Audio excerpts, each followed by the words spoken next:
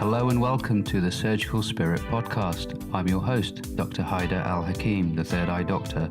Pull up a chair and get ready for some candid and uncompromising discussion with experts, innovators, agitators, and influential people from every corner of health and well-being.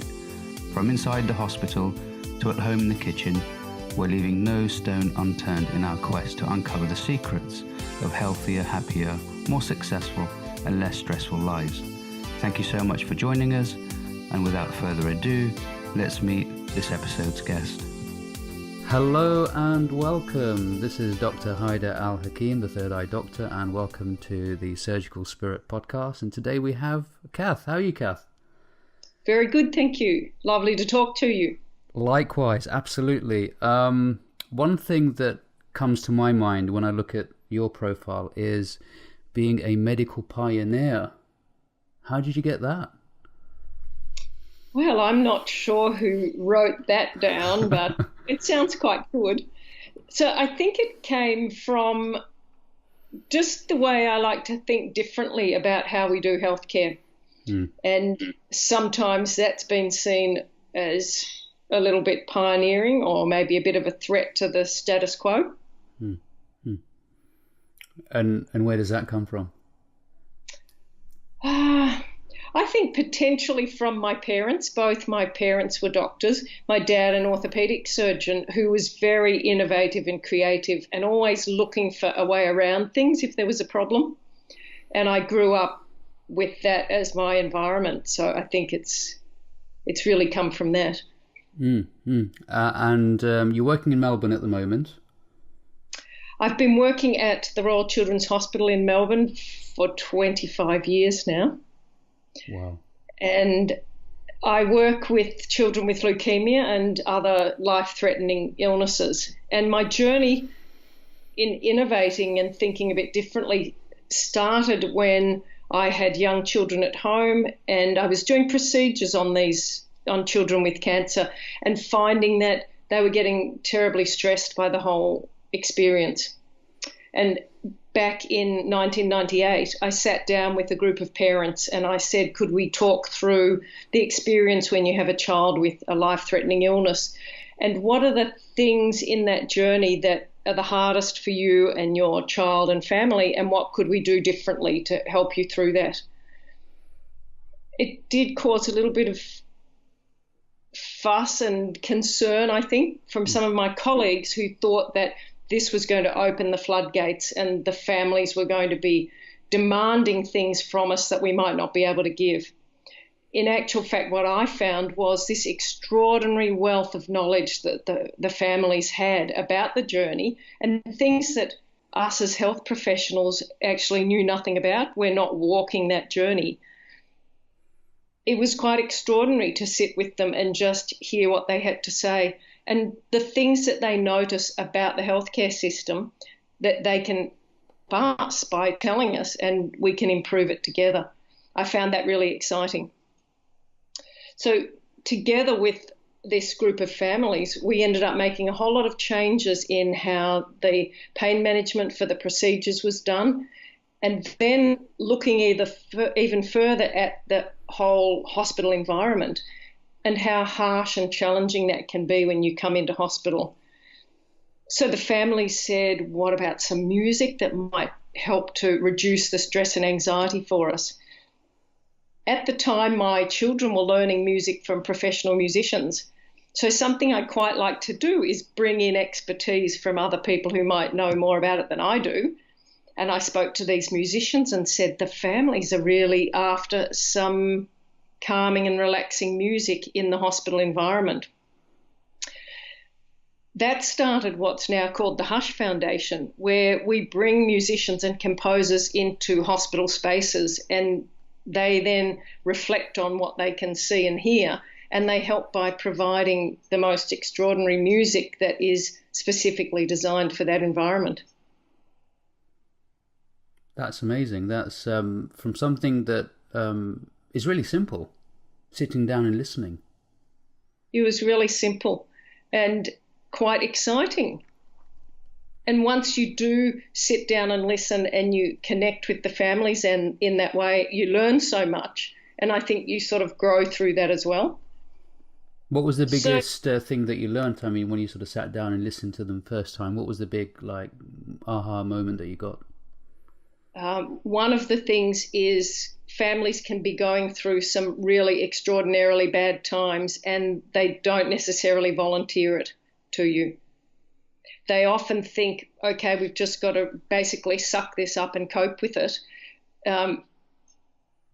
But if you do give them the opportunity to tell you what's really going on for them, that's when you can come up with some solutions and you can make that journey as easy as possible for them.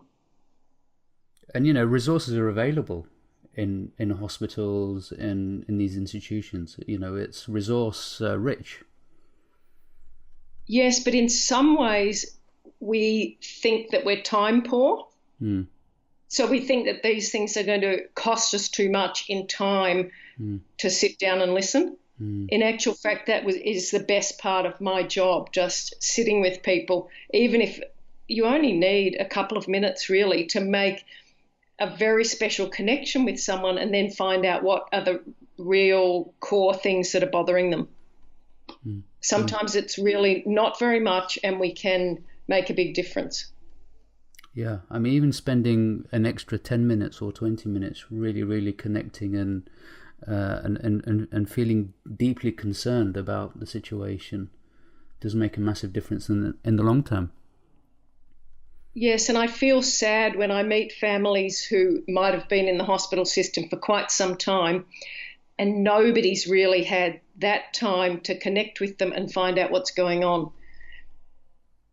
You might see sometimes people getting upset in hospital. So families where there's an escalation of some sort of a situation, they even end up calling security. It can be a really simple thing that has, like, the final straw for that particular person, and they explode. And often you'll see, if they'd been listened to earlier on in that journey and someone had made a really personal human connection with them, that escalating situation may not have needed to happen. Mm-hmm. And you brought an important point about bringing experts and bringing professionals in other fields. And, you know, music is such a universal language.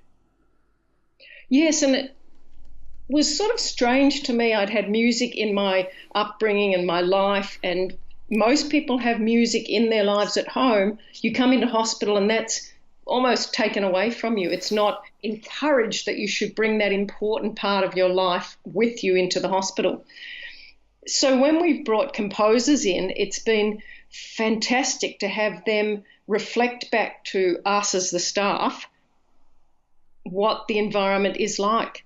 So creative people coming into our hospital space will go, my goodness, this environment is really quite harsh and it's very challenging.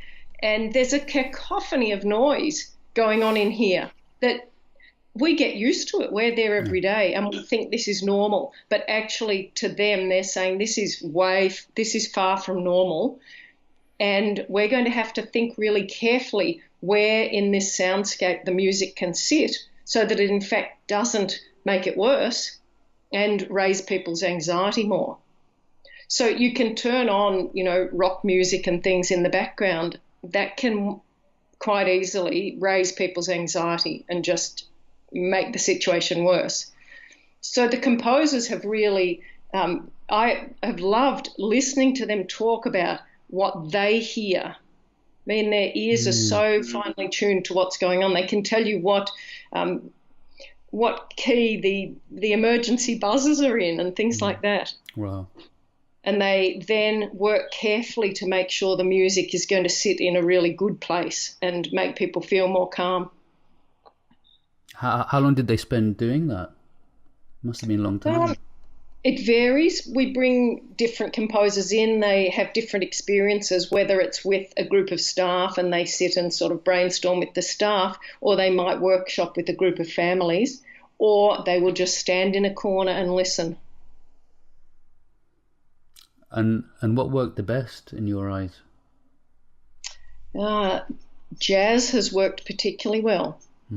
A sort of gentle jazz we've now developed quite a brief that we give to the composers and musicians about what works and what doesn't work. So things in a major key obviously are better. Things that have quite an upbeat, optimistic feel to them. We have to avoid things that are too fast and frenetic because that can make you feel anxious, but also anything that's a bit too romantic or sad, because we're not aiming to push families into any sort of a sad place. They've got enough on their plate. We're just aiming to have an environment that is quite calming and relaxing. One of the really amazing spin-offs has been it's so good for the staff when the environment's like this too. So that has been really fantastic. And the other thing is the composers and the creative people come in and they'll talk to my team and say, you guys are doing an amazing job. You know, we're just so impressed with what you do for the patients and families, and we'd like to be able to help you as well. That can be fairly rare for staff to get that sort of a response, and then to think, hey, you know, we are appreciated for the hard work that we're doing. Yeah, having that sort of wider community and particularly a creative community which, has a good reputation out in the community. It's something that people listen to and aspire to and try and copy, really, being a creative person. So I felt bringing these creative experts into my healthcare work has been exciting and enjoyable, but also really quite therapeutic for me. It's a tough environment. It's tough being in a big tertiary hospital, and the creative side of things, it's great to be able to bring it into your work. Yeah.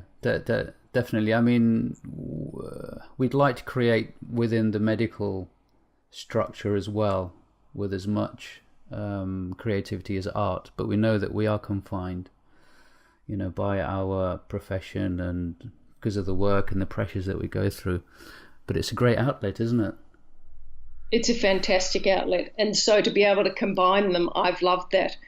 At first, I think people thought this was a little bit fringy and a little bit not the core business. But in actual fact, now what's been recognised is it's improved the efficiency of what we do in our operating theatre, because the children are calm when they come in, the parents are calm, and the staff are calm.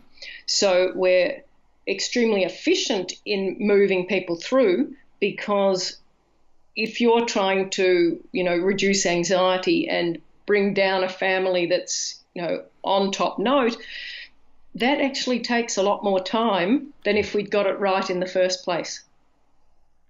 So my whole team now knows that we invest in getting to know a family. We get some music ready for them. We have a music therapist in the waiting area as well. And the children just come running down the corridor. They open the door to the theatre themselves. They jump up on the table and they hold the mask and off to sleep. And the whole thing is just beautiful. That's amazing. We've come quite a long way in the last 20 years. And the other thing is we've actually found that the care that we're providing is safer. We make fewer mistakes. The team functions so much better. And the patients and families say to us, we feel safe and secure when we come. Mm-hmm. What were the difficulties that you encountered? There were other staff who were quite threatened by this at the beginning, and they came out quite loudly. They said things like, we've done it the same way for 20 years, and frankly, we don't like change. You're stirring up the families and making them complain. Now, no family ever complained about the treatment they were getting, but when they were given the chance to speak about it, they actually had this whole list of improvements that we then went on and made. So it ended up being very constructive, but in those early days there was quite a bit of pushback from people who obviously didn't see a problem. And how did you get through that? the patients and families were a great support. To have them appreciating the changes and helping with the changes was really fantastic. And they, as a group, were then able to say, no, this is really, major leaps and improvements in working this patient-centred way. And gradually the opposition died away, and people would say, look, actually, if it was my grandchild needing this treatment, I can see that this is how I would like it done and how our family would like it done. Yeah, I mean, at the end of the day, it's sort of about better patient outcomes, and if you can get them on your side, then no one can really argue with that. No, that's right. And it makes it quite a joyful experience. I wish you could come and see it sometime. Yes, I've definitely got to come. Definitely. Melbourne's just down the road, but yeah.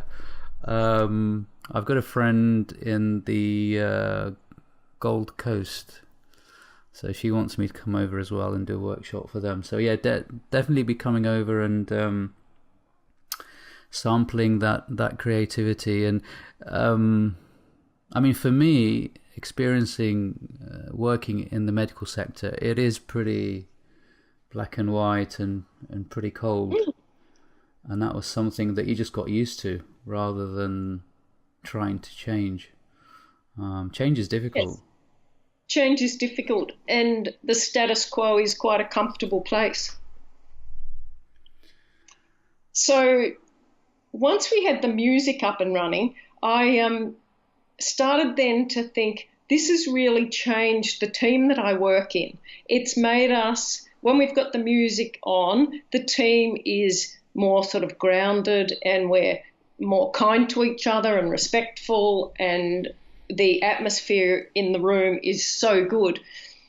Why is it that in healthcare we seem to have a lot of bullying and bad behaviour amongst staff? And we know that that leads to poorer patient outcomes, and we know that it leads to poorer staff satisfaction with their jobs, and there's a lot of burnout and all sorts of problems that are coming from how we treat each other.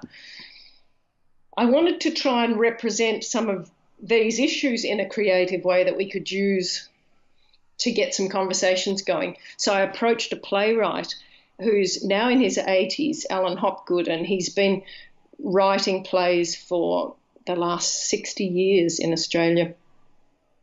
And I spoke to Alan about, could we have a play that I could share some of the patient stories and staff stories with you, and then we could put this play on about healthcare issues. I sent him all of these stories, and he's written a half-hour play that we've now put on in hospitals over 140 times in the last 5 or 6 years. The play is a story about a devastating medication error. And what you witness in this play is a mother who's trying to get a message across to the staff. She's worried about her daughter. She knows something's not going right. A junior doctor who's written the wrong dose of medication up, a potassium overdose that unfortunately doesn't get picked up because the junior doctor's afraid of her consultant and has been humiliated previously by him, won't speak up, and the young person dies as a result of this. Following the play, which we put on in a tea room or seminar room or auditorium, whatever, we have a discussion with the audience of healthcare staff and patients and families. And this becomes so interesting.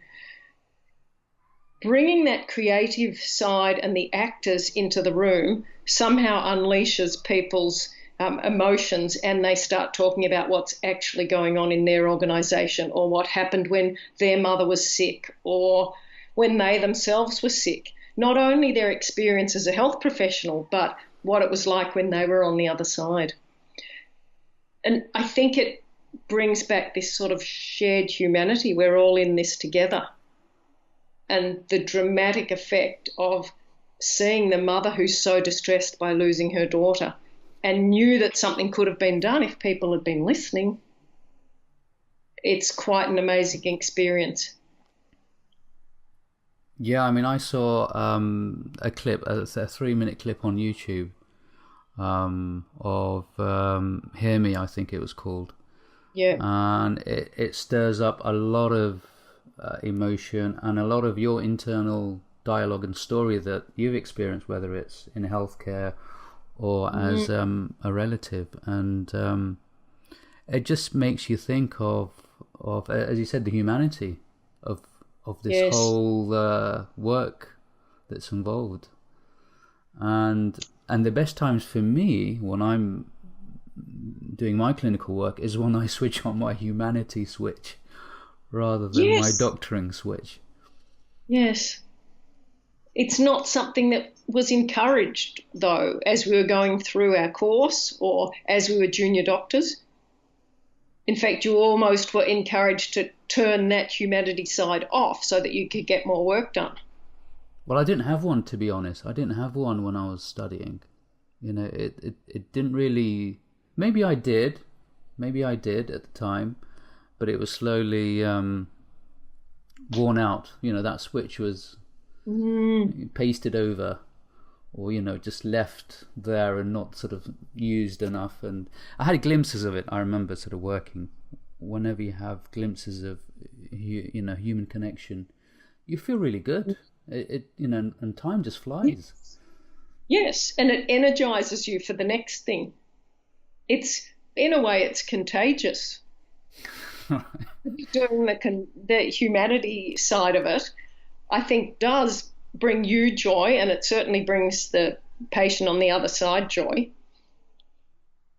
Yeah. And it's difficult to sort of keep switching on and off, because you've got to kind of switch on back home when you get back home, but you're sort of too exhausted by then because you've been using different masks and different hats and different faces for different roles. Maybe we don't need it to be like that, though. Exactly.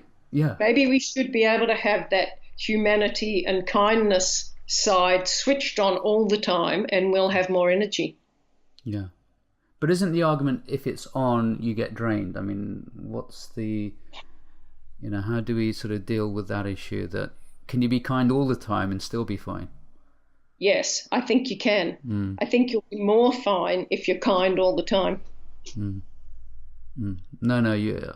I think you're right. It's just preconditions and way societies are set up that condition us to not think that way. Yes, and certainly our training didn't encourage it, I don't think. Now, have you approached medical schools about this in terms of training medical students and junior doctors in this area? Yes. So we put the Hear Me play on for the Melbourne University medical students every year, and we have done. We're coming up our 5th year of doing that. So the final year students come back together after all their clinical rotations for one last week before they go off to become junior doctors. And that's when the medical school decided it was best to show the play.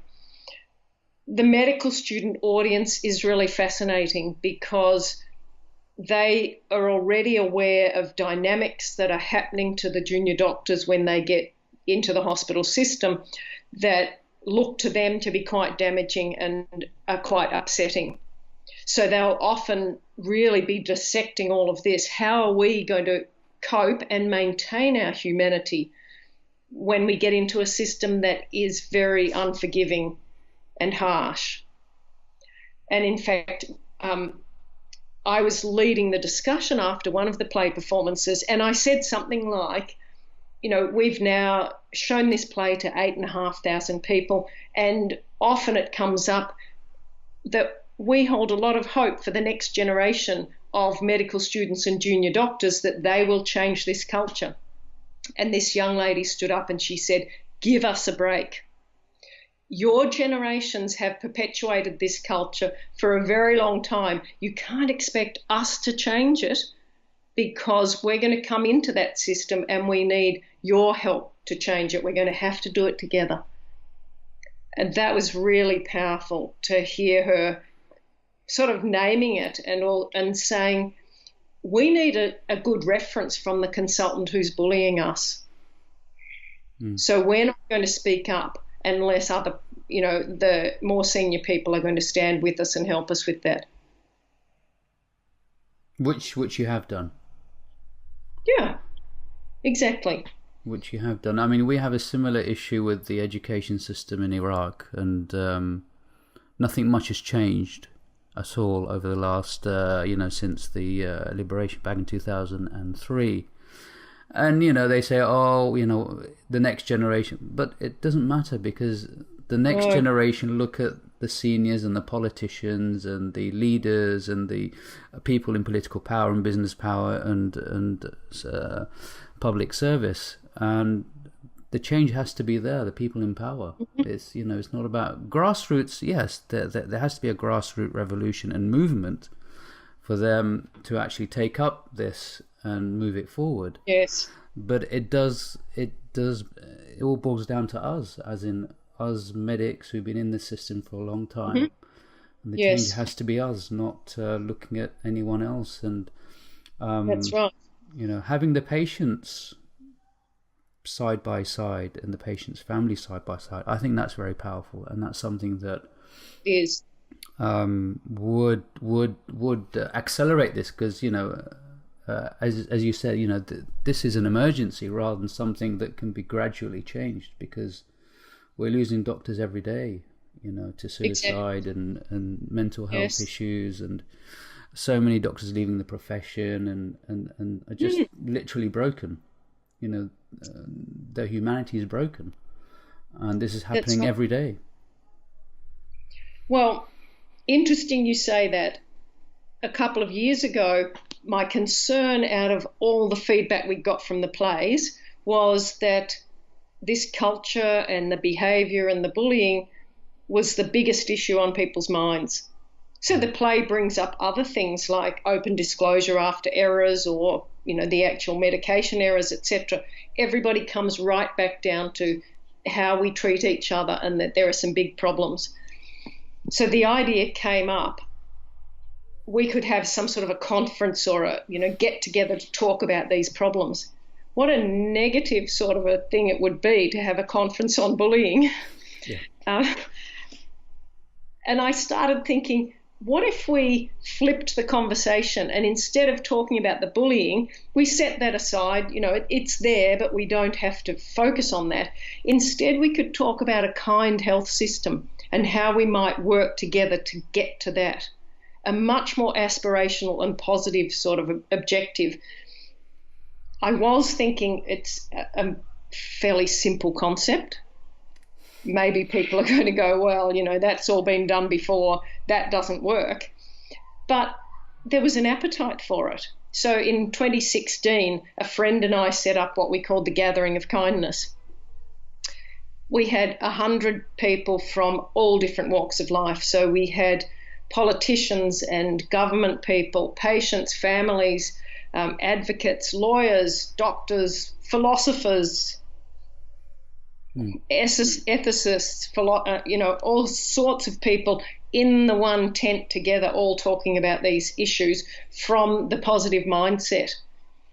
And it's really built now into a movement that's going across the world called the Gathering of Kindness. There have been events that have grown out of what we did in that first one in Melbourne that have gone to the UK and to Ireland and right across Australia. I think showing that there's a real need for positive conversations and some tools that can help you build those positive things. And we were talking about it, things being contagious. Kindness is absolutely contagious. They can see it on an MRI. When I'm kind to you, it lights up my brain and your brain with those mirror neurons, and you're much more likely to go out and do something kind to the next person you meet. Yeah.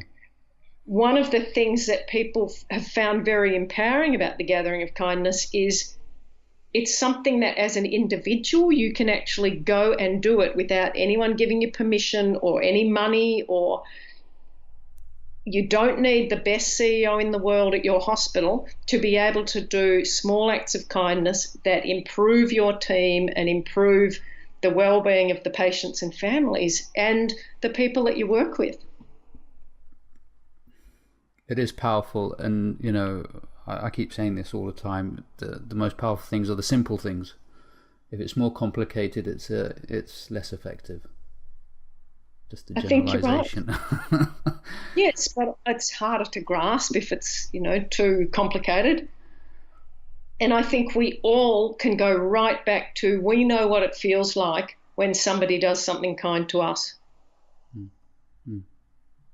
And something that was really fun at the Gathering of Kindness was to have discussions around what is kindness. Now, that might sound really simple, but I, in fact, don't know what's kind for you. You don't know what's kind for me unless we check in with each other and come to some understanding of what that means.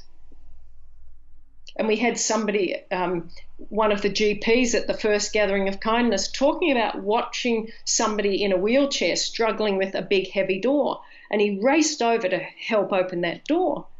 And the person said to him, no, look, just leave me be. I've got a new wheelchair. I'm trying to work out how to negotiate these sort of things on my own. You would have thought the kindest thing was to race over and open the door. You actually don't know till you check in, do you? It's that understanding, isn't it? And this is where cultures come in, different cultures and different languages and different races. Yeah, and we can make assumptions and we can act on what we assume, but you do have to take the time to really listen and really get to understand. And did you notice that the different cultures in the Gathering of Kindness that sort of played a part? Well, it came back to the real basics once again of you can't generalize about any culture or any person that you might meet. So you may say Canadians are all going to be like this. Well, they're not, are they? Every individual Canadian, American... Yeah, just like they say that all ophthalmologists have big egos. That's... Exactly. All orthopedic surgeons are going to be rude. Well, my father was the most gentle, kind orthopedic surgeon that you would ever meet. He would sit on the end of the bed. He knew all about the families so that he could put what he was doing for them in context with their family and what was going to be best for them. And what did your mum do? She was a GP and worked as Dad's surgical assistant. Wow. As well as looking after us 5 children. But this is back in the day when there was no part-time work really for female doctors and no maternity leave or anything. She was one of the first, in the early group of medical students, female medical students. So daughter of a pioneer, daughter of another pioneer. Yes, and Dad was actually an identical twin with a pioneering twin who was the first professor of ophthalmology in Melbourne. Wow, and your grandparents, were they pioneers? Well, Australia's full of pioneers, isn't it? Exactly, yes. Great, and so I mean, we'll put some details about the Gathering of Kindness and how people can connect with you guys. That would be. We've got quite a good website up and running now. I've got volunteers who do amazing things with the website, and we've built a toolkit of things that people can just go in and use some of the materials and our little videos and things that you might put on your own Gathering of Kindness and then tell us what you're doing, and we'll be sharing it around the world. We've got little short clips, 30 to 45 second clips of people talking about things like, are we too busy to be kind? Or is that actually the time? If you are really under the pump and everything's stressful, you pull out the kindness and the whole team will function better and you'll actually get through in a better way. Yeah. No, it's amazing. I mean, I remember I was on call. It was it was the first month that I was on call in ophthalmology, and we had a guy with an expulsive hemorrhage, which is very rare in ophthalmology. They had a cataract surgery, and they came into casualty with a blood clot around their eye, and they had an expulsive hemorrhage, which is super rare. And I was panicking. I'd never seen it before. So I called the reg, and the reg came in as cool as a cucumber. He literally was as cool as a cucumber. He thanked me so much. And he was so pleased that I called him so early. And he's like, you did And I think he spent most of the time being kind to me, and because he saw that I was quite distressed about it, and sort of really flustered. The patient didn't do well, but that was he showed kindness, and I never forget that. And my enduring memory of him is just that sort of being so kind, and really, than yelling at you. In another job, there was a lot of yelling then. Definitely a lot of yelling, and for simple things. He wanted a cardiology review I was working at Great Ormond Street at the time. Very stressful job, very stressful environment. And I think if we brought some music into that environment and some kindness, it would have been a totally different environment. Having said that, I did work for a consultant there, and she was one of the most kindest people I'd ever worked with, and it was just great being around her. But does it come naturally, or is it something that you can... Well, we've all got it, haven't we? I think we've all got it, but sometimes we need to just be reminded to bring it to the fore. And also that it's not a weakness to show kindness. It actually can take courage to show kindness and to treat other people with respect when around you that's not happening. What's the best way of gaining that kindness when you're in that situation? I think having it modelled by other people is really helpful. And having it acknowledged. So for you to acknowledge to that other ophthalmologist that his kindness made a big difference to how you coped with that really difficult situation. I mean, I did thank him, but I think at the time I wasn't aware of the whole dynamics there.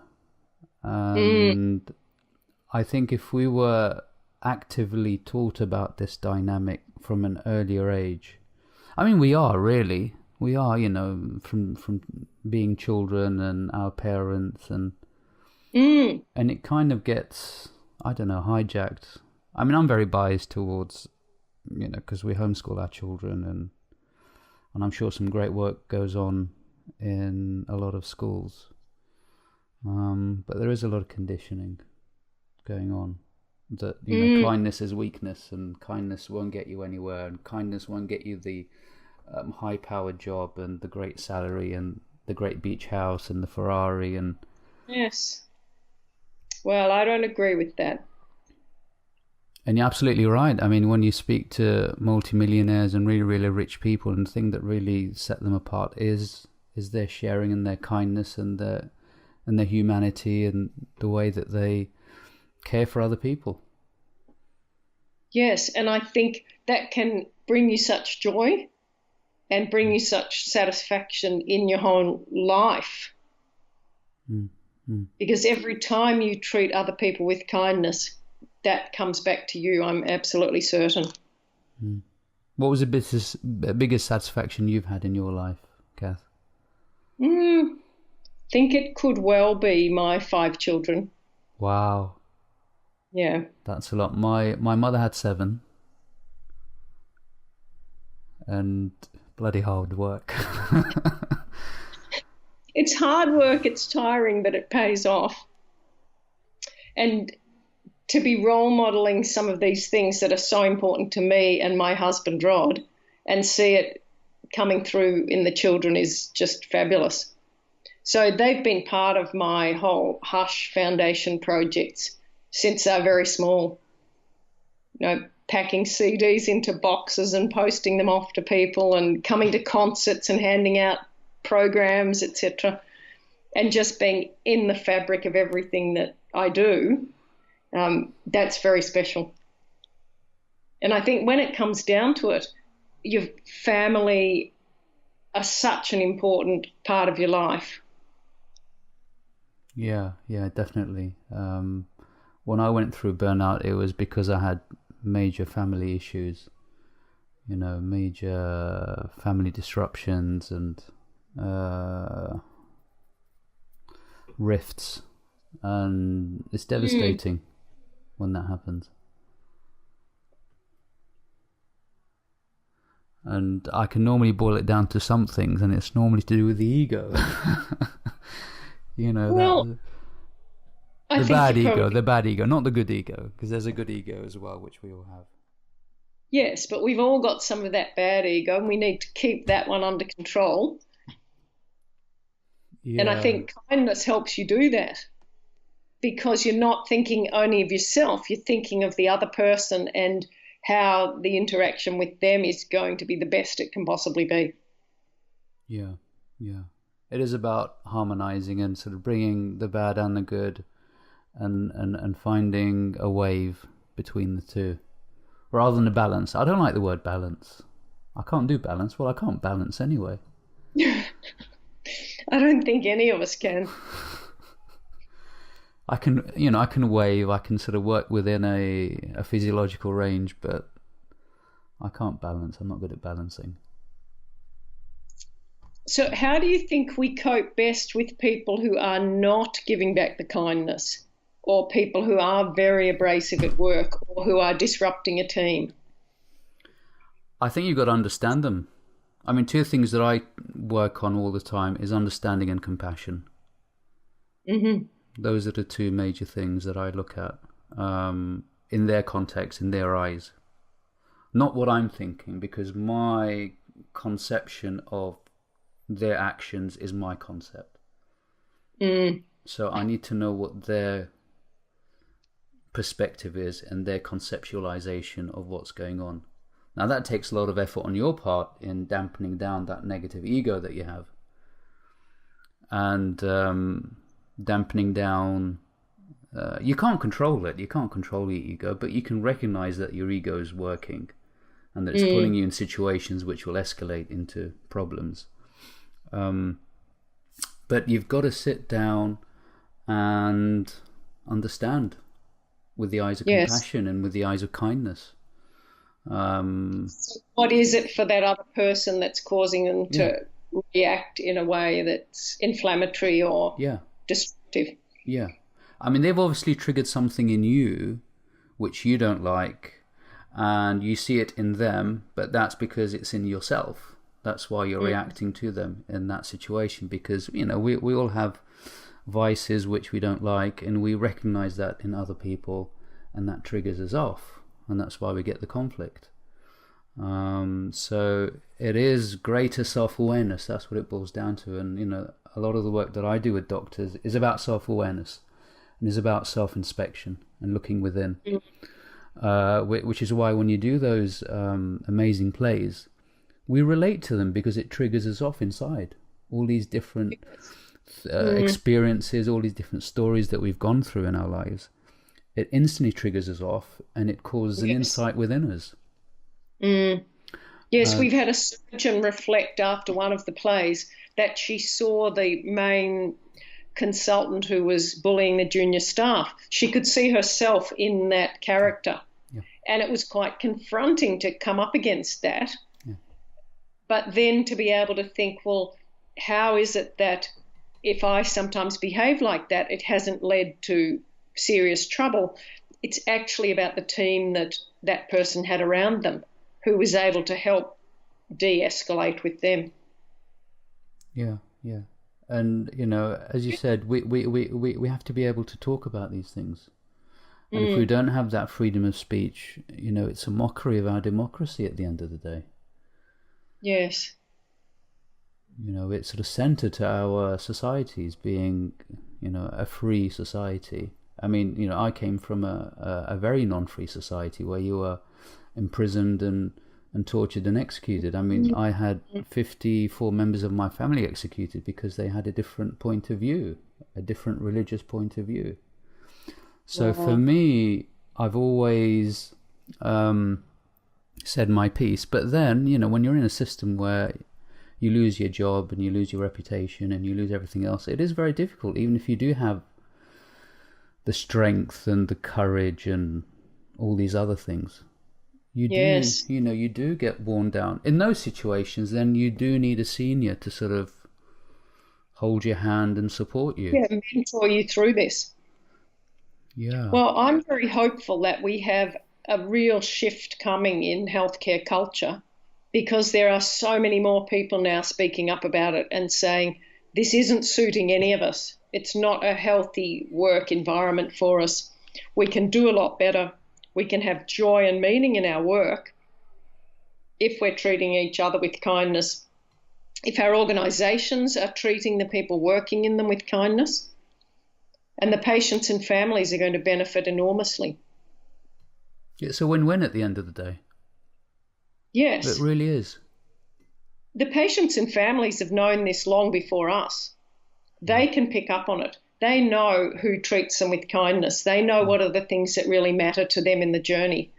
And it's not only the best surgical prowess and the best,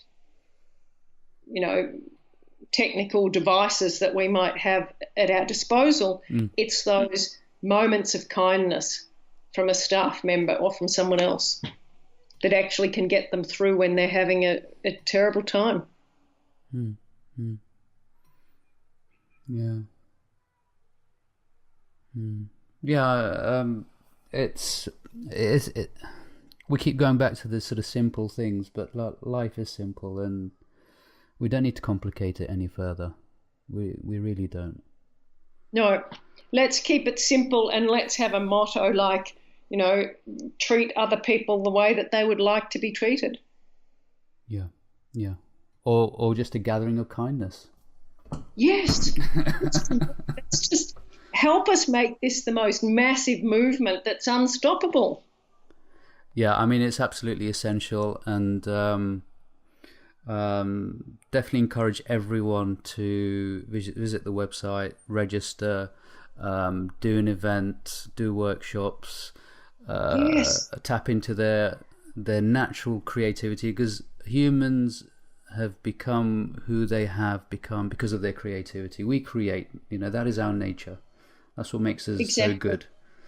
We are beings of creation. We create everything. We even created God, and that's sort of a pretty big deal. Well, I would love it if people all around the world can start sending in their ideas. What are the things that have really made a difference in your workplace? So that we can share them. We don't have to be reinventing everything. Yeah. And, one of my Haidarisms is sharing, not comparing. The more we share, the better burnout disappears. Exactly. So we've just named our latest Hush music album, Collective Wisdom. Wow. I was doing a radio interview with someone in Melbourne and just talking through some of these issues. And she said she really liked the way Hush has really been gathering collective wisdom to do what we do. It's absolutely right. So the album of music we brought out last Friday was, we put 12 composers into adolescent health units in hospitals around the country. And the composers brainstormed with the adolescents who had chronic illness or mental health problems, and they've come up with this extraordinary music that's being played by one of our top string orchestras. I need to get a copy.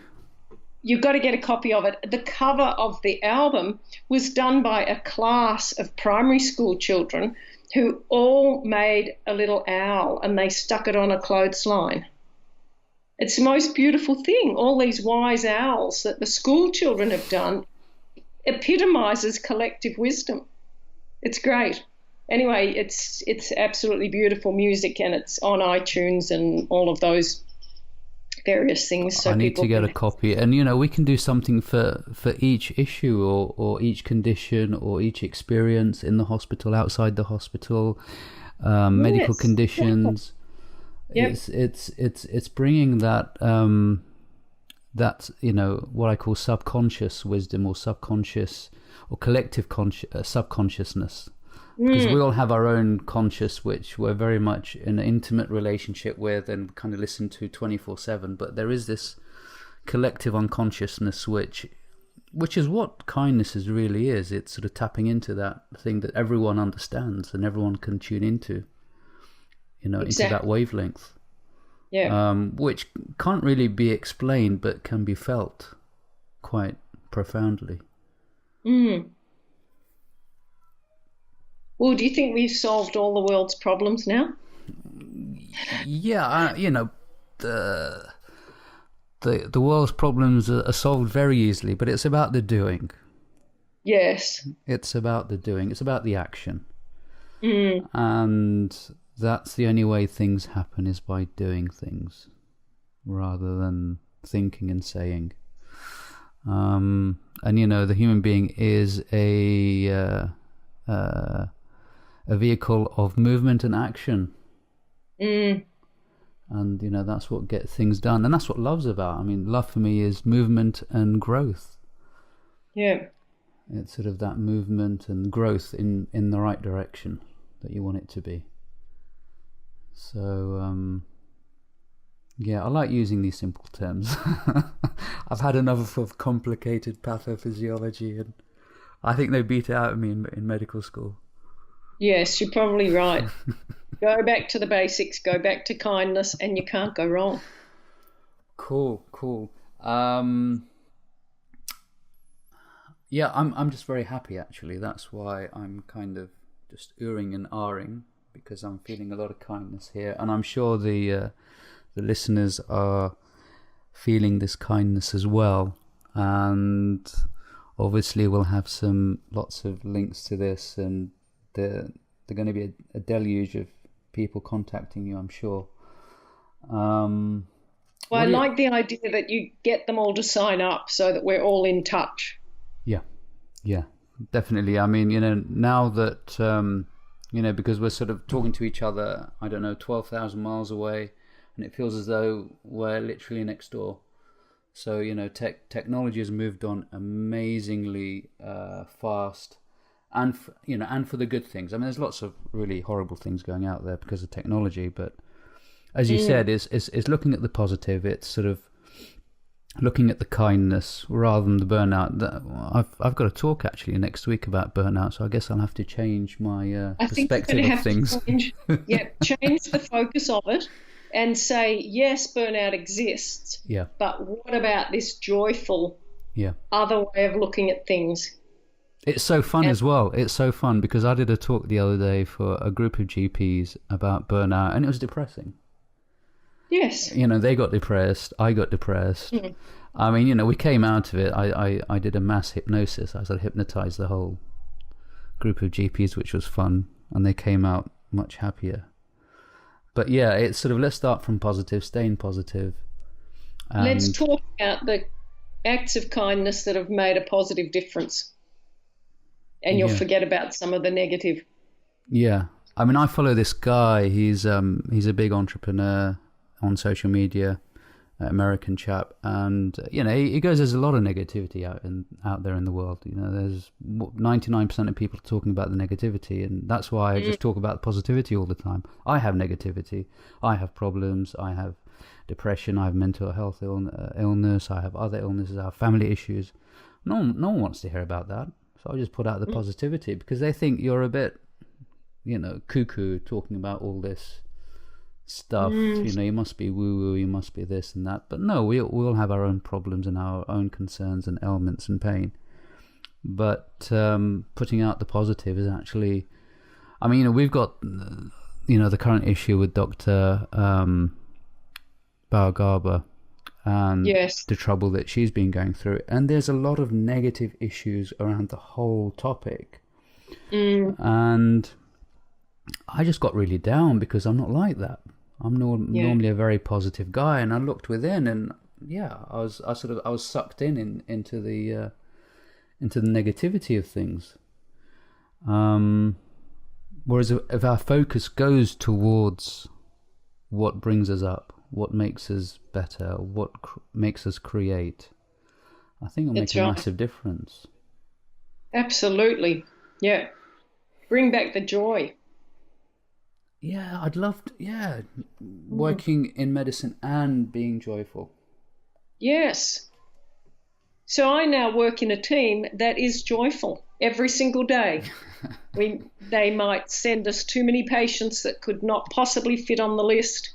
We huddle in the morning and we say, okay, how are we going to collectively get through this day with a smile on our face?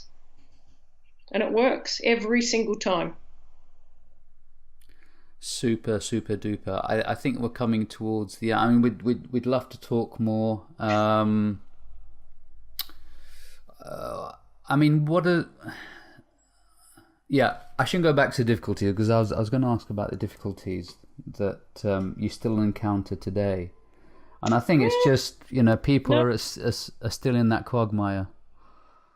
Yes, some people are a little bit slower on the uptake of the kindness. But it's all been positive. But I think, more and more people are being empowered by the message that you can do something about this yourself. You do not need to wait for permission. You don't need your seniors to necessarily take this on board themselves. That's a great thing. It's very easy to get disempowered and go, well, it's all terrible and I can't make the situation any better. You can. Every one of us can, because kindness is so easy for each of us.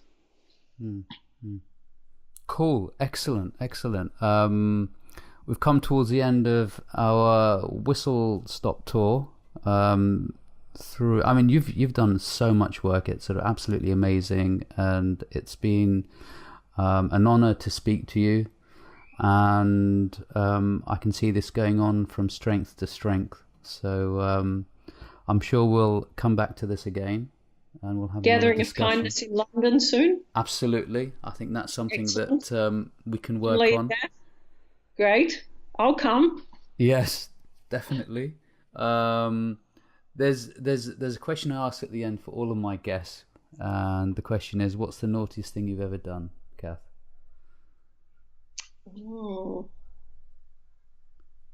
I'm not much of a rule breaker. I worry about breaking rules.